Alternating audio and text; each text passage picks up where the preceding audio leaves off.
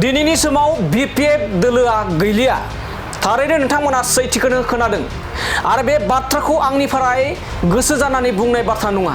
बे बाथ्राखौ बुंदों बिटिसिनि गाहाय खुंगिरि आरो बीपीएफनि आफादगिरि हाग्रामा महिलारि बिथाङा। दिनैनि समाव जुदि जोंनि खौरांगिरिफोरा बीपीएफ होननानै बाथ्रा बुङोब्ला एबा बीपीएफ दोलो होननानै सोङोब्ला गोबां रागा जोङो। आथिखालनि बिटिसिनि गाहाय खुंगिरि हाग्रामा महिलारि एबा बीपीएफ दोलोनि आफादगिरि हाग्रामा महिलारि बिथाङा दिनैनि समाव बीपीएफ होनना बुङोब्ला गोबां माने बेयाव रागा जोंनानै एबा बोराबनानै बाथ्रा बुंनायखौ नुनो मोनबाय थादों आरो नोंथांमोनाबो थारैनो नुखादों। दिनैनि समाव बीपीएफ नङा, सिगांसो बीपीएफमोन, दिनै एनडीए खालि एनडीए बुङो हाग्रामा महिलारि बिथाङा। बे बाथ्राखौनो थांखिनानै फिन जाथाय होदों।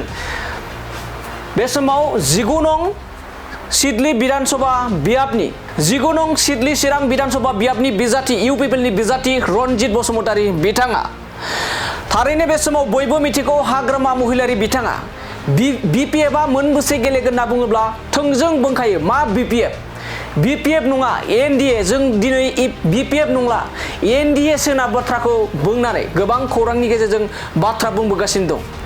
दिनैनि समाव सिगांनि समावसो बीपीएफमोन, नाथाय दायो जों एनडीए ना बेफोरबायदि गोबां बाथ्रा बुंबोदों। बेखौ लानानै दिनैनि समाव बिटिसिआव बीपीएफ गैला, सिगांसो दंमोन बीपीएफआव, नाथाय दायो एनडीएसो। बीपीएफ मुङा गोमोरलांगोन नामा? बिदिब्ला एनडीएसो मुं थासिगोन नामा? थारैनो हाग्रामा महिलारि बिथाङा बीपीएफ होननाय सोदोबखौ मानि थाखाय बाहायनो होलिया? दिनैनि समाव मानि थाखाय एनडीएजों एबा एनडीए होननानै बाथ्रा बुंनो होगासिनो दं? दानिया फैदो बिदिब्ला बे बुंनायनि सायाव एबा बे बीपीएफ गैला दिनैनि समाव एनडीएसो होननानै बे बाथ्राखौनो बुंफिनदों 19 नं सिडली चिरां विधानसभा बियाबनि इउपिपिएलनि बिजाथि रनजित बसुमतारी बिथाङा।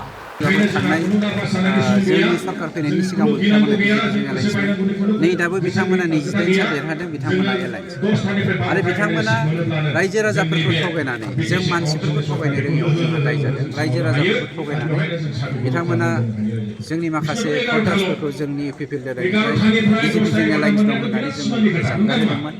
जोङो एलायन्स दंमोनखाय जोंखौ एलायन्स दं होननानै रायजो राजाफ्राबो सानदोंमोन। नाथाय दिनै जोंना हाग्रामा बिथाङा गावनो होनदों बीपीएफ गैला, दा एनडीएसो।